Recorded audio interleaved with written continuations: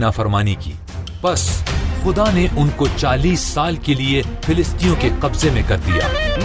फिर उसने समसून नाम एक शख्स को उनकी आजादी के लिए चुना।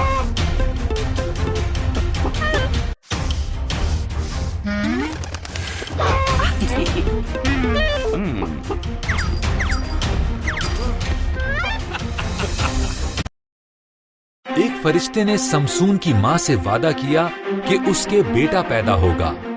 समसून को खुदा के साथ 3 वादे करने थे कि वो कभी मैं न पिए, मुर्दा चीजों को हाथ न लगाए और कभी अपने बाल न कटवाएगा।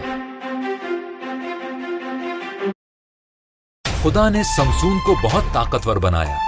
उसने एक शेर को मारा और शहद की मक्खियों ने उसके पिंजर में छत्ता बना लिया। समसून ने खुदा के हुक्म को तोड़ते हुए मुर्दा शेर को हाथ लगाया, बल्कि शहद भी खाया।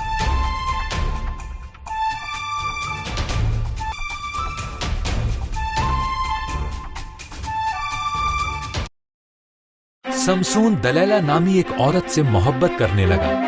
फिलिस्तियों ने उस औरत को बहुत सी दौलत देने का वादा किया कि वो पता लगाए कि समसून इस कदर ताकतवर क्यों है।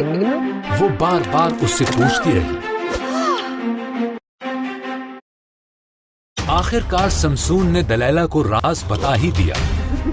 अगर मेरे बाल काट दिए जाएं तो मेरी ताकत खत्म हो जाएगी।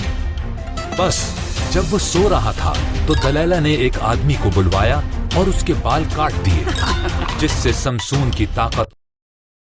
जब फिलिस्ती आए तो उन्होंने आसानी से समसून को पकड़ लिया।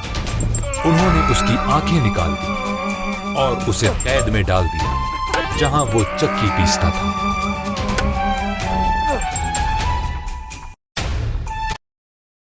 आहिस्ता आहिस्ता समसून के बाल बढ़ने लगे। फिलिस्ती समसून को अपने झूठे देवता दजून के मंदिर में लाए ताकि वो समसून को शिकस्त देने के लिए उसका शुक्रिया अदा करें। समसून ने खुदा से दरखास्त की कि वो सिर्फ उसे आखिरी बार ताकत अता कर दे।